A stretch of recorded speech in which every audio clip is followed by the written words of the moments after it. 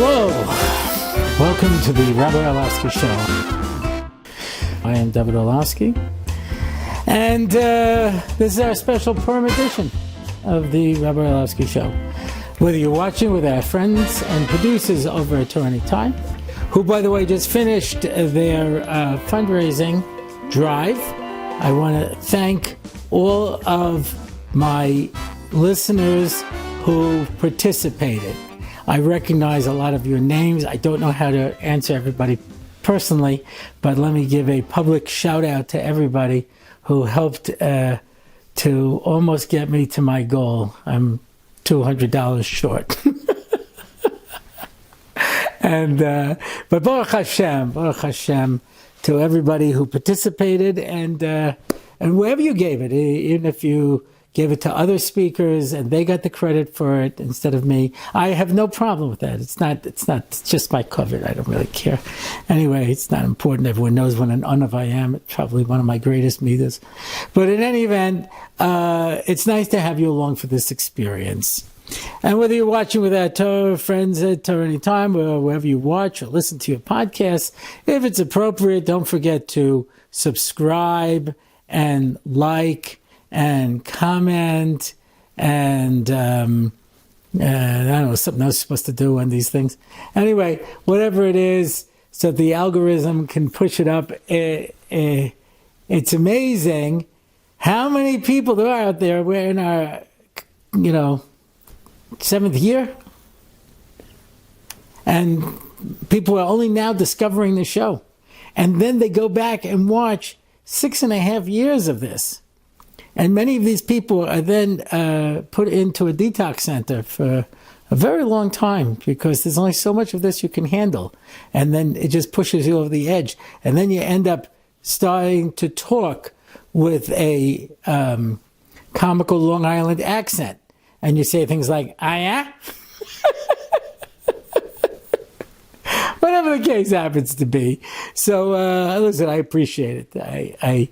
Chazal say, more than the calf wants to nurse from its mother, the mother wants to give to the child. So, what an opportunity. I've mentioned this beforehand, friends that I meet and acquaintances, and they say, oh, yeah, I started a podcast, I said, I have one too. And how many listeners? And when I tell them, they're really very surprised because they would love to be able to have your support that I enjoy of people who are listening, and that's it. And we keep expanding, coming up with new things. We just had some guests. We haven't had guests in a while, so we had some guests, and we have some more coming up. And of course, we have the Parsha 5 and the question and answer and the online shiurim.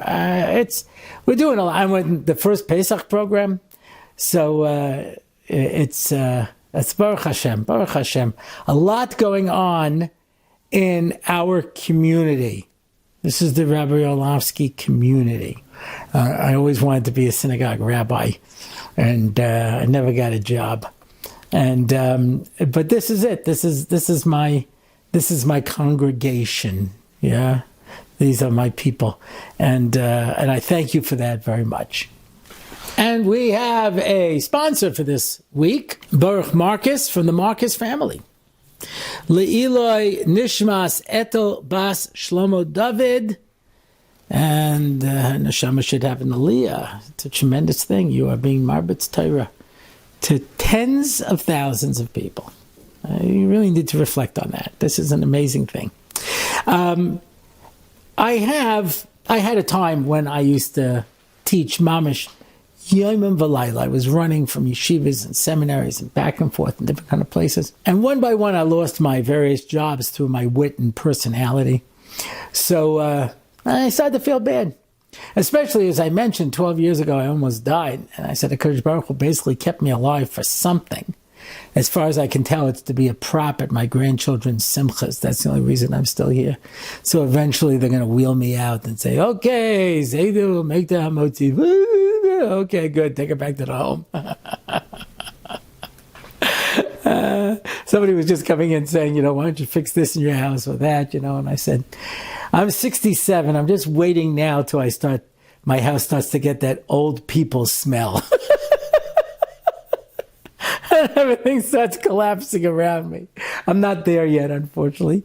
But we're working on it. We're working on it. And then eventually we'll sell out to people who'll just gut the place. Anyway, I don't want to get maudlin. This is Purim. This is a happy time. Or is it? So we need to talk a little bit about Purim. And obviously one of the biggest issues, and I've discussed in the past, is the drinking. And what can I tell you? I have to make some observations about drinking on Purim. And, of course, very important, don't drink and drive, because you'll spill your drink. And then the whole thing was a waste of time. Yeah. And also, there are problems that come up. Yeah. When I was in NCSY, they used to do this thing of, and now the boy who forgot to swallow.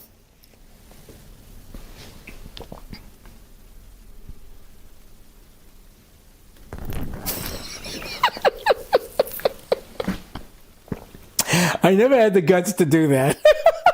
It was the first time I ever actually did it. People used to do it in NCSY. I could never bring myself to do it. But for you, special Purim treat. I'm not going to do that bit from Airplane where he says, after the war, that's when I developed my drinking problem. And he goes to drink it like he throws it in his face instead. But you get the idea.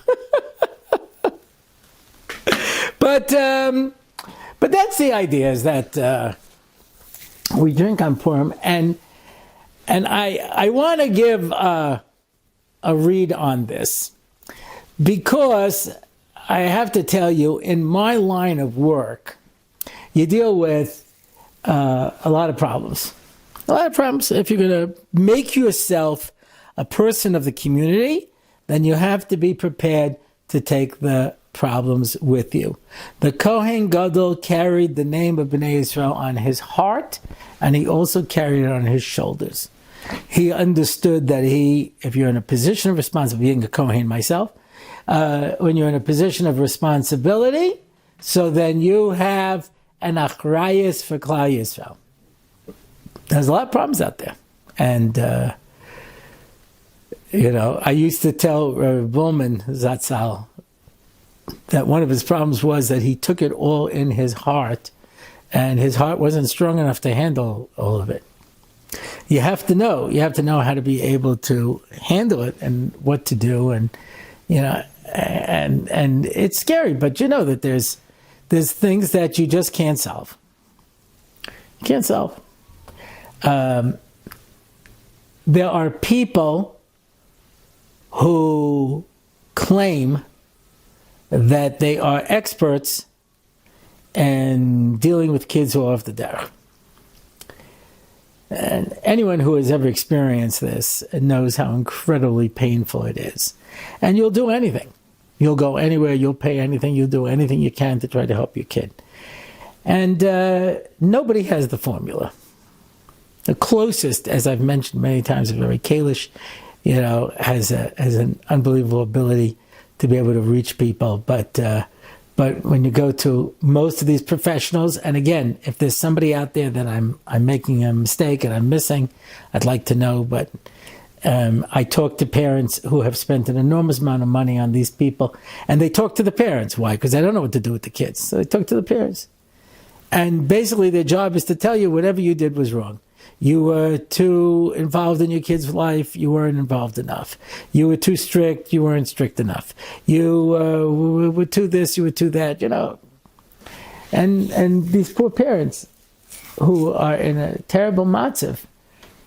I remember I asked Rabbi Dovid Cohen many years ago when I myself was in this situation. I said, could a parent do everything wrong and a kid goes off? And he said, sure. Look at Esav. So it's comfortable to be able to say, if you had only done this and only done that, and of course parents who are already guilt-ridden, what a thing. So afterwards, when somebody would say, can you recommend somebody? I'd say, well, who did you hear about? I would call the person up and I'd say, what's your success rate? And invariably the answer was, well, that's so hard to say. I said, no, it's not. How many times will you meet with this child, and at the end, they will be Shomer Shabbos, Shomer Kashrus. I'm not saying they have to wear a black hat or learn Gemara. They'll be Shomer Shabbos, Shomer Kashrus, be able to hold a job and get married. Let's just say that you would have a higher result with a placebo. Give them a little candy pill and say, here, take this. You'll have better success than what these people are able to produce. And I said, you understand, if a doctor had this success rate with curing anything, nobody would go to them. It's that's not called a success rate. That's not the way to go. So it's a very rough thing when you're going through something. So sometimes people come to me and say, listen, I have a kid off the derech, can you help me? And I said, no, but I can hold your hands and cry with you. Because I don't know what to do either. And if anybody ever does and they figure out how to bottle it, boy, there'll be a fortune. But very difficult situation. I've told this story before. Somebody wrote in and said, you don't have to keep saying that. We know. We know you told everything already. You've run out of all material. You're just saying it over again. You're like that uncle who says, you ever hear the one? And he just keeps, there's no same 9 jokes. But okay, I have more than 9. But these yeshiva bachrim were outside waiting to speak to Rav Moshe Feinstein. And the door was open a crack. And there was an almana in there speaking to him with terrible pain, terrible suffering, such a story of absolute horror. These 2 boys were just aghast listening to this story. And when she leaves, they're afraid to go in because they figure Rav Moshe is going to be a shmata after this. So they come in, they sit down, and he looks calm, sanguine. As Bill O'Reilly says, word of the day, sanguine. He's okay. So they said, how could the Rav be so okay after that terrible story? He says, so first he gave him Musar. Don't listen in on people's conversations. That was the first. The second thing he said to him is, if you're going to take on a role of leadership, there has to be a small part of your heart that you lock away and you keep just for yourself, because otherwise you'll go crazy. You just won't be able to handle it. It becomes so overwhelming. In the camps and during the Holocaust, there were people who just shut down completely. There was no way they could survive otherwise. The pain and the horror that they were watching, etc., was so intense. So you hear a lot of problems, and there's a lot of tzaros out here. A lot of tzaros in this world. I had a student who went off, got involved in psychology, and was working in a mental institution. And she said to me, I Facebook these people, and I see they weren't always crazy. At some point they had a life, they had this, they had that, and then they went nuts, they went crazy. Those are not her terms, those are my terms. I'm from a different generation, And I look at them now and who they were, and I said, that's the worst pain there is. And I said to her, be very careful with that phrase, the worst pain there is. Because you talk to parents who've lost children, and they'll tell you that's the worst pain there is. And talk to parents who have children with mental and physical handicaps, and they'll tell you that's the worst pain there is. And you can find people whose kids have, gone off the derech, and they'll tell you that's the worst pain there is. I spoke for an organization called A Time for people who are married a very long time and never had children. And they'll tell you that's the worst pain there is. And everyone can bring rayas from Chazal for every one of these. And there are people who are sick. There's an Adam Gadol Ad Moed who is on a medication, and I went to see him, and he was crying that he can't remember his Torah. He can't say shiurim. He can't remember things that he said. He can't say it over. and he was crying, the pain that he was experiencing. And, you know, there are kids who are bullied in school to the point that they commit suicide. And everybody involved in that will tell you, wow, this is the worst pain ever, you know. So when you talk about pain, what can I tell you? Everybody has their pain, and it's as much as they can tolerate that HaKadosh Baruch Hu gives them. And there are people who wake up in the morning and say, why am I getting up for? What's the point?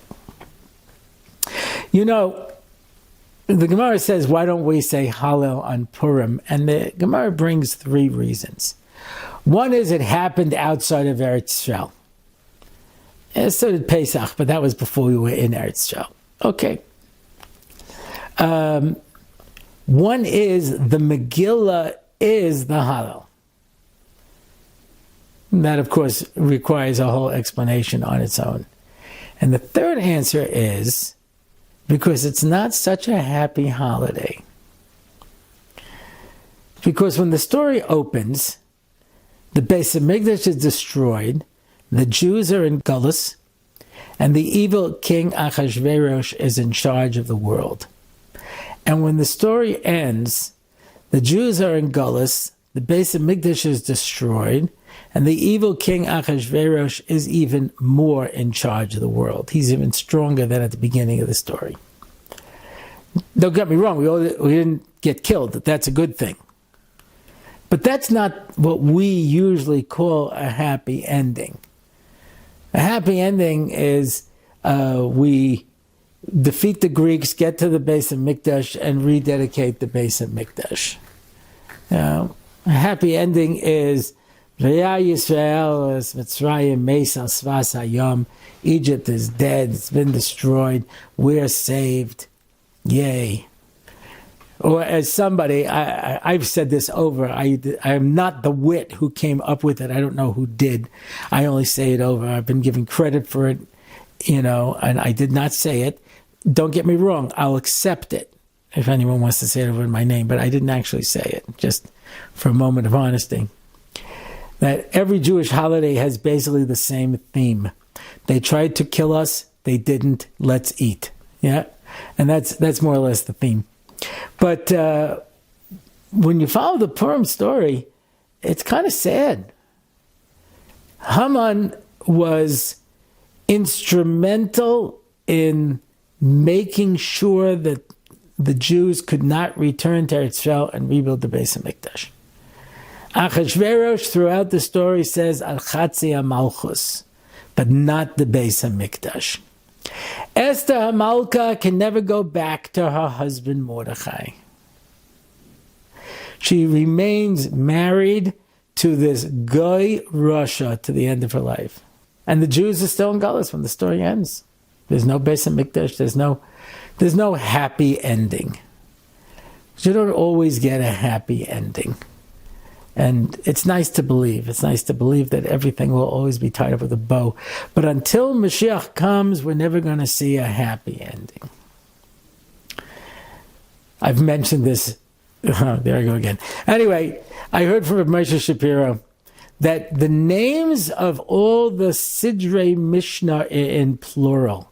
Zeroyim, Nezikin, Nashim, except for Moed. It's not called Seder Moadim, it's called Seder Moed. Why? Because Moed means appointment. It's like when you see these English translations that translate the Ohel Moed as the tent of appointment, and you wonder, what does that mean? Moed is coming to a point. And since we live in a world that is defined by time and space, you can have a moed in place and a moed in time. And so the Ohel Moed, the Mishkan, was the place of appointment, and there's going to come a time that is the time of appointment, moed. Sometimes you can see that also, the appointed times. So what's pshat moed? It means that all of time is heading towards a destination. And that destination is obviously going to be Mashiach. That'll be the happy ending. Everything until then is a build up to a Ki'ilu happy ending that we haven't really reached yet. So I know this is the Purim episode, but I give that by way of introduction because I'm going to talk about something a little serious now, so you'll forgive me if I take off my horned hat, but I will keep on my tishbekisha, which my nephew Josh, who is in Baltimore, got me once, and it's such an exciting thing. It really was a major upgrade for me in life. But I do try to wear it at least on Purim, and sometimes on Friday night. But to tell you the truth, I sometimes get a little overheated. So like when I sit down, I always tell, if I have Bachram, I say, feel free to keep on your hats and jackets. I don't want there to be anti-religious coercion here, but I take off my jacket, and I take off my hat, and I take off my tie, and I usually stop there. But I met a fellow who was a Rosh Hashiva, I won't mention who it is, and he mentioned to me once, he's also a very large fellow. I don't mean like, fat, but I mean very tall and large fellow. And he said to me, tell me the truth, when you get home, isn't the first thing you want to do is take off your shirt? I said, yeah, it is. He goes, many years ago, I had bought in the Arab shuk one of those long Arab like shirt robes. They're very, very thin. And I go home, I take off my shirt and I put that on, and it's just terrific, And so yes, I don't always wear my tishbek, but on Purim I try to wear my tishbek. So because I'm a closet chassid, When I speak for Hasidic groups, which doesn't happen often, but I always point out my family came from Vengrov, which is outside of Warsaw, and every chassid says, you're a ger chassid. They say all of Vengrov was ger. Now I have no evidence that my grandfather was a ger chassid. He didn't dress chassidish. I saw the machzorim that he had. They were Nusach Ashkenaz. So I don't know. I don't know if I'm actually Chassidish. But certainly in Purim, I try to tap into my inner Chassid. But hey, it could be. Could be I'm a Chassid. I have, I think the makings of a Rebbe. If I could learn Yiddish and learn how to eat fish with my hands and other skills that are necessary, wear my hat all day. I have to tell you this story. I heard this story from Yoni Zakatinsky. And he said, the Lubavitcher Rebbe wore this hat, and it was sort of in the shape of a triangle. And a lot of Lubavitchers to this day press down their hat in three corners to mimic the Rebbe. And there are those who say it's Chochmah Bina V'das, which is what Chabad stands for, and things like this.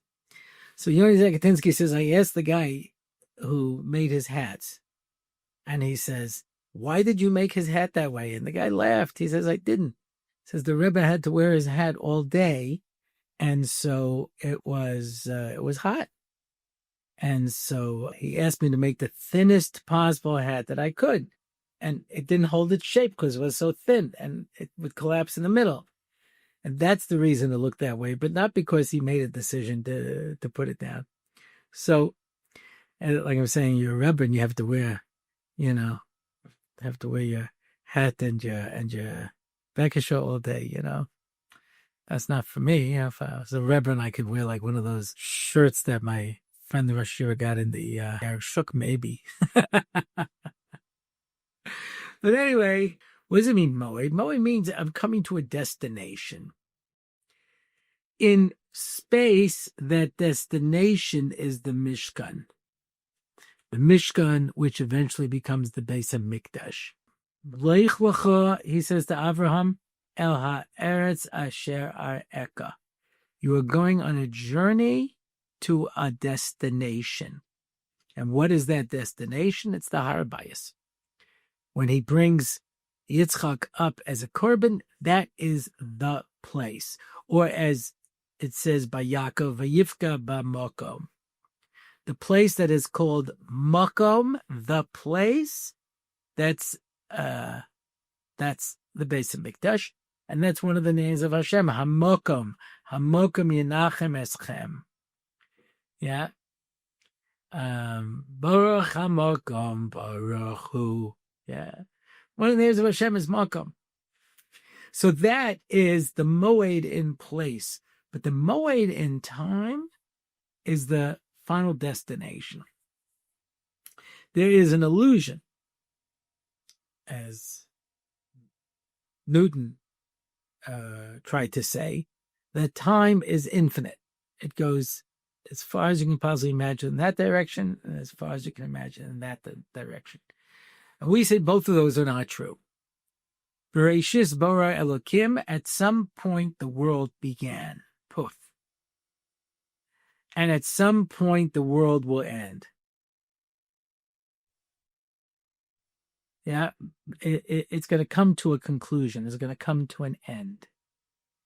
And that end is Mashiach. That's the destination. That's where time is leading towards. That'll be the final happy ending. But in the meantime, we find happy moments, and yet life is challenging. Life is challenging. Everybody has their challenges. There's a lot of pain out there. A lot of pain. Talk to parents who've lost a child about what the greatest pain is. Talk to parents whose kids went off the derech and ask them what the greatest pain is. Couples who've been married a very long time and couldn't have children. Ask them what the greatest pain is. Talk to older singles who never got married and ask them what the greatest pain is. Talk to people who have children with illnesses or handicaps, mental or physical. Go to Camp Simcha. Go to Camp Hask. And you talk about pain. Talk about the pain that people are going from. Go and talk to a nice yeshiva boy or a Beis Yaakov girl whose father's in prison for financial crimes. You know what it is to have to go to school like that. I had a student whose mother was constantly being arrested for stealing, and she says the only one who knew was my principal, and she helped me cover it up. So I could never have girls over my house. And my mother never came to any meetings or things. And I say, "Where's your mother?" "Oh, she's working. She's busy. She's this." She says, "Do you understand the pressure that is for a kid to have to cover up your parent, your mother is in jail?" And people who have chronic illnesses, they're pain, just chronic pain. You know anybody with terrible arthritis or fibromyalgia or other kinds of pain that it's just constant pain? Now people with migraines, or they get these migraines that are so intense they just have to lie in a dark room and the pain won't go away. So when you talk about the worst pain, I don't know. Who wants to do that? Everybody gets their pain. Everybody has things that are overwhelming to them. And I can't say what the worst is, because some people can handle certain things and other people can't. When people cannot pay their bills and they're constantly fending off creditors and things like that, what a life. Other people, they're okay. They're okay with that. They can handle that, As Yerushalmi on his deathbed, he says, "HaKadosh Baruch Hu, I won't be here anymore to take care of my family. I need you to take care of them. Every month, borrow from this gemach and give to the other gemach. Take from that gemach, give to this gemach, They're juggling. Other people just can't handle it. I don't have money to buy my kids shoes. I was talking to somebody once, and he says he just happened to pick up his kids' shoes to put them away, so there was a hole in the bottom. So my kids walking around with shoes with holes in them, and they didn't want to say anything because they know I didn't have the money to fix it. So, and other people have a very low tolerance. They go out to eat, they can't find a parking spot. They're beside themselves. They sit down in the restaurant. They're just so upset when they finally get there because they got there late, almost lost their reservation. They're so angry. I was teaching yeshiva once, and they served hamburgers, and there was no ketchup. And this one kid doesn't know how to eat a hamburger without ketchup, and he's just wandering around, trying to see if anybody has ketchup. If he would find ketchup anyway, he's just beside himself. He can't function. There's no ketchup. So, okay, young couple in my building, she knocks on the door one day. She says, Mikey, hot water's not working. Can I bathe my kids here? So, sure. Suddenly there's no hot water. There's no electricity. It's a big storm in the Northeast. Knocked out electricity to a lot of people. Reminds me of Hurricane Sandy. People would break into houses just to recharge their phones. That's how they caught this guy. He broke into a house to rob the house, but he fell asleep, because it was cold wherever he was or whatever. He fell asleep, and they'd find him. Another person ran away, but they found his phone still plugged in. He forgot to take his phone when he left. Can you imagine? You take away a kid's cell phone. It was just a story. An 11-year-old boy shot his father because he took away his whatever his game was. Shot him. So apparently that was it. That was his point. A lot of people have challenging existences. If I can quote Shakespeare in Hamlet's famous soliloquy, to be or not to be, that is the question. Whether 'tis nobler to suffer the slings and arrows of outrageous misfortune, whether it's better to put up with all of the tsaros or just to kill yourself. And there are people who do. Some girl killed herself because she was being bullied. Just couldn't handle it. How much can I handle? How much can I take? People don't understand the pain. I met with a phenomena among girls, I didn't find this really with boys, called cutting, where girls will literally cut themselves to bleed because there's so much pain inside of them, they're trying to release it. They can feel the physical pain and let the mental pain out. A family asked me to speak to their daughter because they felt that she was growing weak in her Torah observance. And I talked to her, and what the parents neglected to tell me is that she's suffering from mental illness. And they keep trying different meds, and they haven't found the right, as they call it, cocktail yet that will help her. And I said, your problem is not that you're growing weak with Yiddishkeit. Your problem is you're struggling and using all of your energy to stay alive. And she said to me, I feel like if I stopped fighting, I would just die. And I said, you mean kill yourself? And she said, no, die from the pain. Wow. Wow, can you imagine that? And there's so much pain, I just can't handle it. Just can't handle it, because there's only so much pain people can handle. Hananiah and his friends agreed to be thrown into a kivshana eish rather than bowing down to the statue that Nebuchadnezzar put up. And Tosfos says that's because it was a quick death. If they would have been beaten, then they would have broken, because there's only so much pain a person can handle. And yet we have seen people literally tortured to death rather than to give up what they are and who they believe in. It's an incredible thing. I mean, the pain threshold.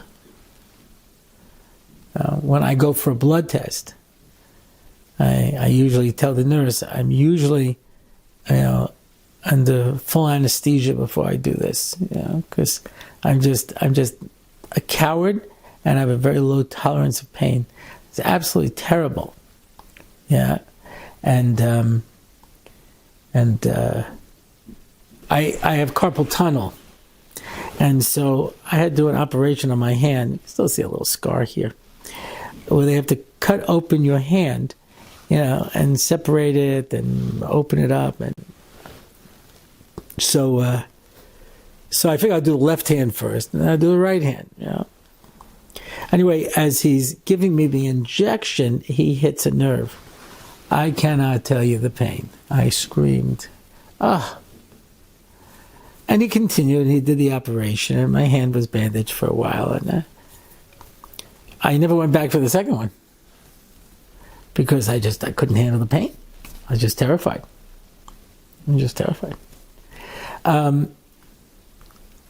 When I went for my first stents after my open heart surgery, when I had the bypass, so then they put in stents, and he says, I'll go in through the wrist.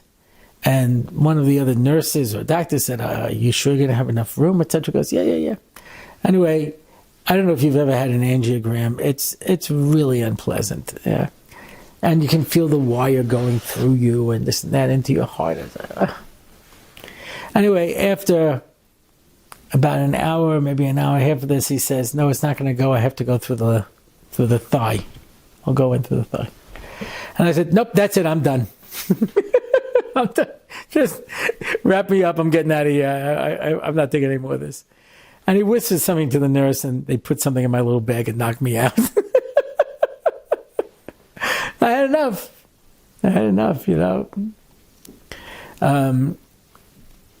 The certain people just cannot handle the pain to the point where they don't want to go on. I had a distant relative, got old. I don't know exactly what was wrong with him. I didn't get the whole story. But he just decided to stop eating. And he knew he was going to die. He just had enough. And he eventually died.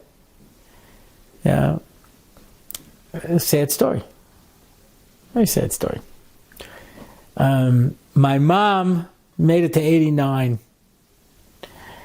And she was in terrible health. She had heart failure for over 20 years, and diabetes, and all kinds of different problems, She used to tell me I had to run my hands under hot water for 20 minutes just to be able to move them. So when I would call up, I'd say, Mom, how you doing? She'd go, unfortunately, still alive. People would say to me, how's your mom doing? I said, clinging to life with a tenacity that defies reason. But you see people who have, and my mom said this, it was a very interesting thing that made a deep impression on me. My father died, and my mother was 3 years younger than him. It was like 69, let's say.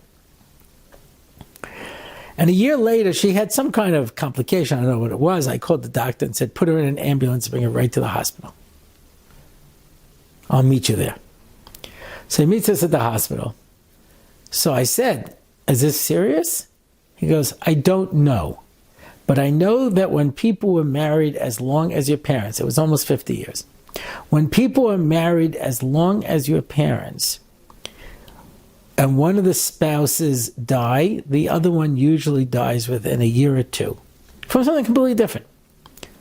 But just, they were so attached that half of them just died. I remember after my father died, at one point I was speaking to my brother. I said, how's mom doing? Because she wants to just climb into the hole and pull the cover over her to be with dad. Doesn't have any reason to go on. And I said, Mom, but we all need you. She says, okay, you'll be fine. She wasn't quite sentimental that way. So Baruch Hashem, she lasted another 20 years. 20 years and 6 days, to be exact. And but Dave Barry, who's a humorist in the Miami Herald, he writes a story, and he says, you'll forgive me, I'm not going to be funny now.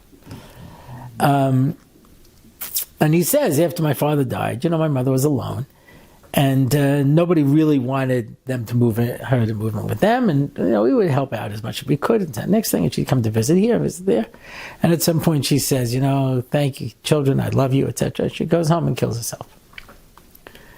And he says, we couldn't see that coming. But some people say, what am I living for? And you see people with illnesses. And they say, what? Why am I still alive? What am I doing here?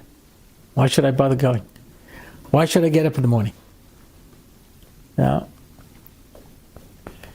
see people after this last war who've lost limbs, trying to adjust, trying to get themselves up, get themselves going. A reason to get up in the morning, get out of bed. There's a guy in Fox News, I think his name is Johnny Jones. He had both of his legs blown off. And he has, metal legs, And he made a life for himself. He exercises his upper body, and he speaks on television, and he keeps going.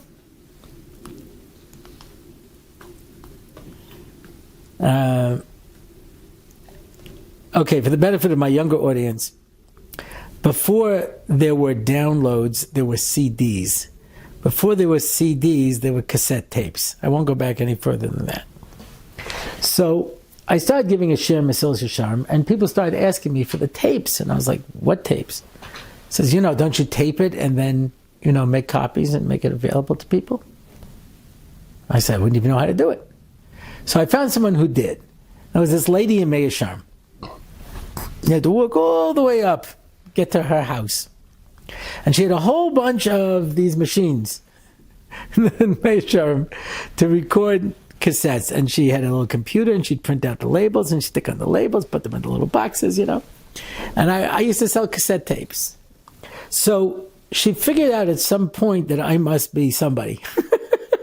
Based on the amount of tapes that I was ordering and selling, yeah. So she says, listen, I have a friend, another Hasidic woman. She's in her 50s, and she never had any children. And as bad as childlessness is in parts of the community, by the Hasidim, it's like, that's it, your whole life is your children, And she says, why did the Kodesh Baruch Hu do this to me? And it's not fair, and it's not right, and I don't even want to live, and it's terrible. She goes, what do I tell her? I said, look, if you want, I'll speak to her, but I'll tell you what to tell her. Say, you're right. Kodesh Baruch Hu is not fair. Life's terrible. And everything is bad. Now what? You're going to live for another 30 years. Now what?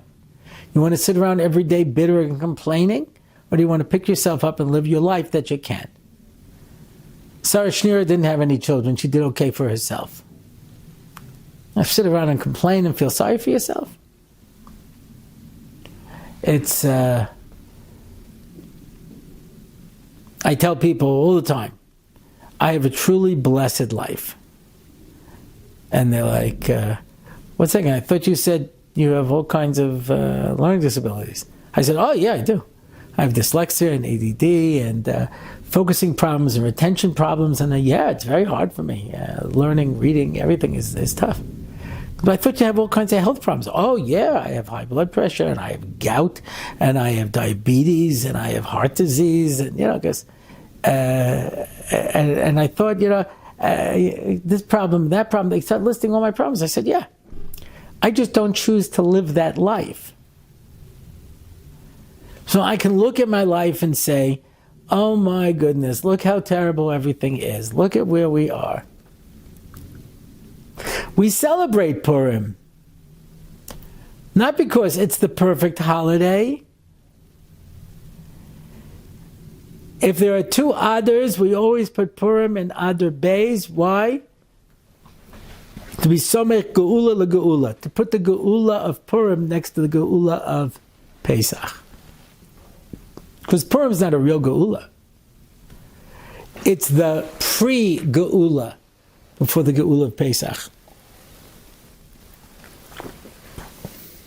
It was the geula we recognize HaKadosh Baruch Hu is still there with us in the darkness. It's hesed upon him. We don't see him. He's hidden. And very often he's hidden in our lives. And things don't always go well.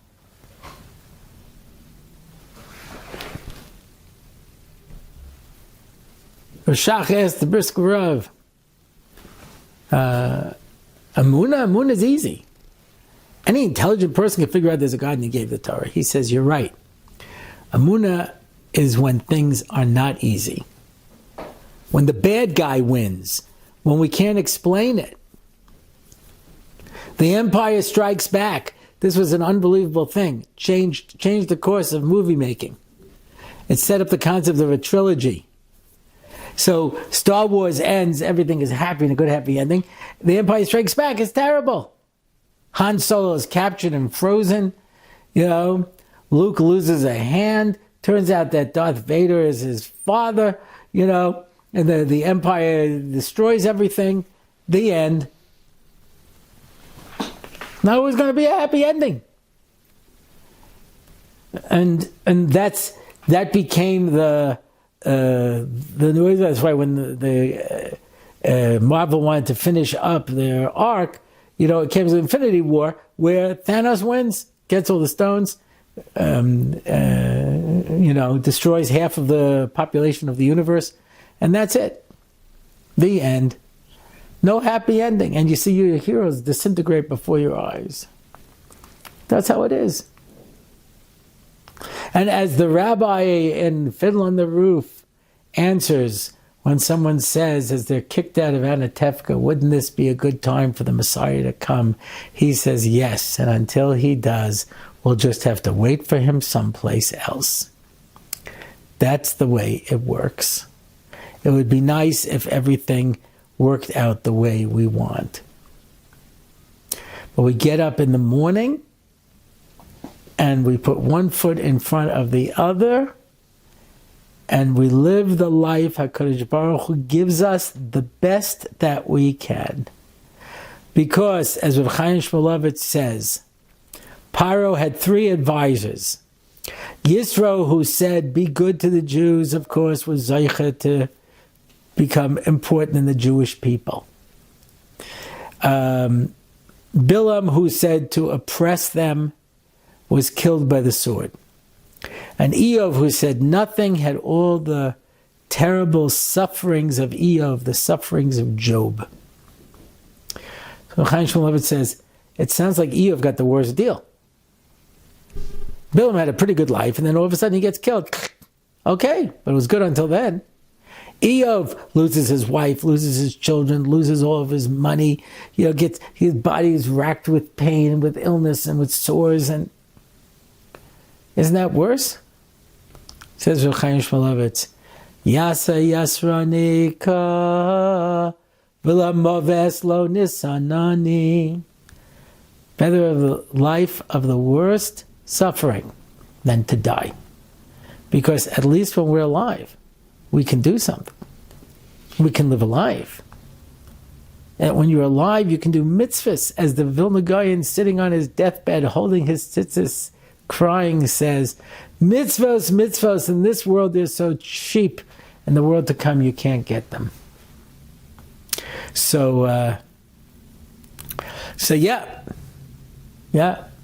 Purim is not the Geula, but it's the pre-Geula. And you have to see the good in that. Rabbi Wine says he was learning in Florida with a Rebbe. He didn't mention who. And as we're sitting outside under my spreading grapefruit tree in January, and the temperature is in the 70s, the Rebbe says to me, we have to remember this is Gullus. But as Gullus goes, it's not so bad. We have to be thankful that there is no decree for an extermination of the Jewish people. We celebrate that. With all of the problems the Jews are having around the world, but you can't compare it to the 30s and 40s in Europe. You can't compare it to the Spanish Inquisition. You can't compare it to the Crusades. The Jewish experience is still so much better, and we have to be thankful. So let's raise our glasses. Yeah, have a drink, and remember that when we drink, it is there. The Gemara says there used to be a Sudas Avelim, but they would drink 7 cups of wine. And it was to get the mourners drunk.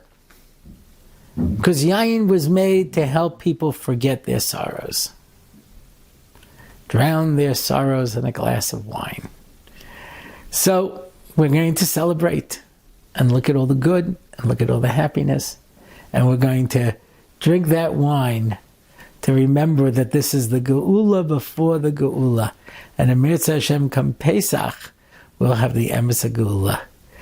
And everyone should have in Mirza Hashem Purim, Freilich and Purim, a Purim Sameach, a Purim of happiness and deep meaning. And now I'll read a few appreciation comments, because those are always important to people. Everybody wants to hear all the nice things people say about me, I'm sure. I've emailed Rabbi Orlofsky a few times when I have comments or criticisms, but I recently realized that I'm mechuyev to express my appreciation for the podcast even more. Okay. I appreciate it. That doesn't mean that I don't pay attention to the comments and criticisms. I appreciate comments and criticisms, to put it right out there. I don't appreciate nasty comments. I right away erase them when I see them. People just say yichi things. Feh. Go do something with your time. Can you imagine somebody watching a whole hour podcast just to be able to go on and make a nasty comment? But okay, there are sick people in this world, and I guess that gives them something to do. I have this nut who every now and then just calls me up to scream at me, curse me out. I don't know. I used to try to engage him and try to help him, but now I realize he's too far gone. I just hang up the phone. But when I used to run NCSY, at the end of every Shabbaton, I would sit down and have a review meeting with everybody to see what worked and what didn't work and what we can fix and what we can't. And I remember my very first convention, it was in Long Beach, and Rabbi Yitzchak Frankel, the Rav, now the Rav of the Good of the Five Towns, he was there. And he said to me, at some point, 3 o'clock in the morning, he goes, you never done a Ma'ariv. And I realized I didn't work it into the program. So we pulled together whatever kids were there, and we daven Ma'ariv. And he said, next time we should put it in the program. So next year, the convention was in Shari Tefillah in Lawrence.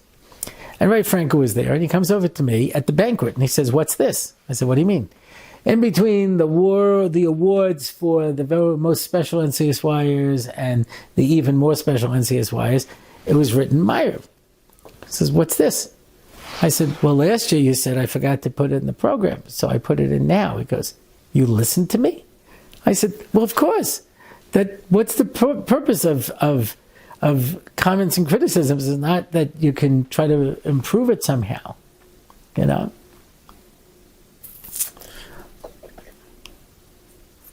There was a comment somebody left online. I hadn't done a interview in a very long time, so you get more of the bookcase in. So someone said, "Oh, the bookcase was a big mess. It's not covered in Torah." My mother always says that Rabbi Orlofsky always looks very put together and very, like this, and and the bookcase always is very masudar, and it should be that way, and covered Torah. So I wanted to comment. I actually tried to put it up. It didn't go up. I don't know why. I said, full disclosure, the bookcase is always a mess. Before we film, we take out all of the loose svarim that are piled up because I have too many svarim and I don't have enough room to put them all. So I take them out and put them on the table. That's why it looks good, but it doesn't always look this good. And full disclosure, I don't always look this good. I make an effort to put myself together before I film these podcasts, but most of the time I'm a schlub. So anyway, I do appreciate comments, and so that's why the next interview we cleaned out the bookcase. Anyway,